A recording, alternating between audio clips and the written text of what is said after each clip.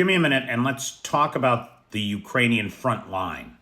Now, if you look, right, here's the whole Ukrainian front line, the 1,000 kilometers that's been in play. But here is a new front that the Russians are opening.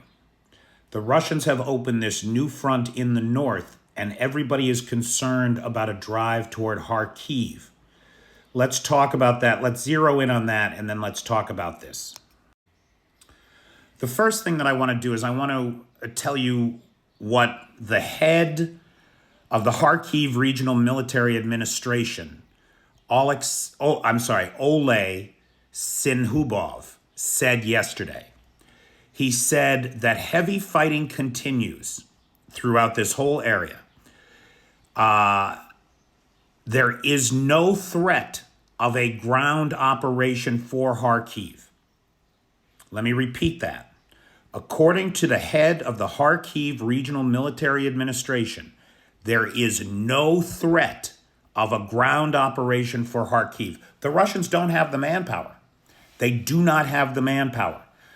That does not mean that they can't continually shell Kharkiv and tear it apart one block at a time, which is what they are doing. Make no mistake, they're causing a lot of trouble in Kharkiv. But a ground operation, a ground offensive to take Kharkiv is doomed to failure with only 50,000 troops.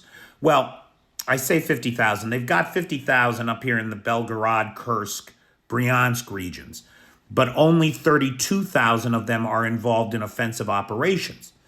So it's really only 32,000. Now, 32,000 sounds like a lot, I know. But you got to remember that the Russians lost that many troops just taking Avdiivka, a city that had about 30,000 before the war, and was a tiny 16 square kilometers compared to Kharkiv, which normally has a population in excess of 1 million. Right now, I believe the population is at about 350,000 during the war. So a ground offensive toward Kharkiv, troops in the streets fighting street to street, is highly unlikely. And again, in the opinion of this local military head, not going to happen. Now, that's not to say that the Russians aren't causing trouble up here, but here's what I want to focus on. Why are they doing this? Do you see this space right in here? Now, normally this red area would be Ukraine. This red area would be Ukraine. This area of Russia would be surrounded on three sides by Ukraine. Well, that little comma-shaped area that comes into Ukraine, that's where the Freedom of Russia legions invaded Russia. That's where they set up shop and were able to stay there for 3 weeks, capturing tons of ammunition, machines, guns, etc., until they finally withdrew in the face of this buildup of forces. And it looks like what the Russians are really trying to do is create a zone where this is not surrounded, right? Where you've got a flat line to prevent further incursions into Russia. Give a little buffer zone. Now, so far, they are failing to achieve that. According to reports, the Russians are saying that they've taken 9 villages here, not according to the Ukrainians. According to the Ukrainians, 4 villages have been captured by the Russians. The other 5 are in the gray zone, including Vovchansk. And I saw geolocated footage from Vovchansk of Ukrainian soldiers in Vovchansk today. Today is Tuesday, May the 14th, 2024. 810 days since Russia's war of aggression, full-scale invasion began. The fighting here is intense. The Ukrainians are losing, but they're in these fortified defensive positions that they've built, and they're not losing men like the Russians are losing men. The Russians are losing thousands of men. We saw that in the daily total from Sunday. Sunday, Mother's Day, the 12th, saw the largest number of Russian troops taken off the field of battle in one day in this entire war.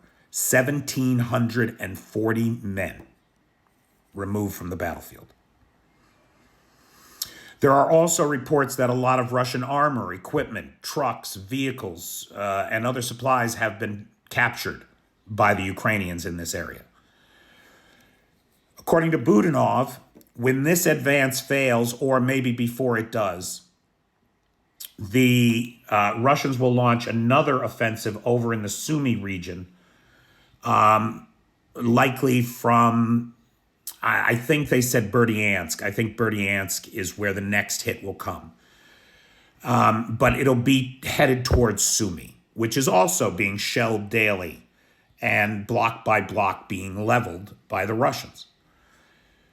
So while this is disconcerting and it causes a great deal of stress for all of us, the reality is that it's the last gasp of a dying regime. They don't have the men to make a difference here. These men are literally throwing their lives away in a lost cause that can't go anywhere.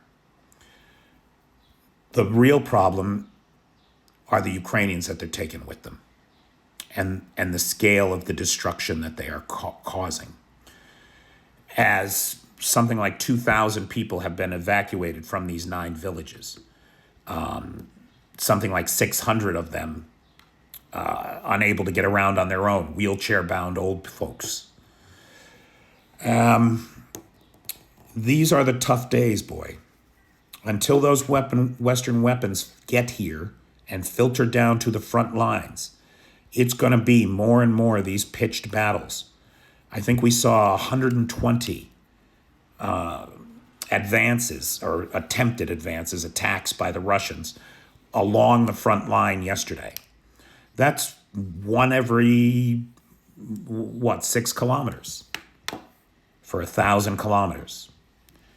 And the tally of the unalived is all you need to see to know what's going on here. So the long and the short of it is that while, yes, this is an unfortunate situation and it's going to cost a lot of lives, it is doomed even before they began. Thank you.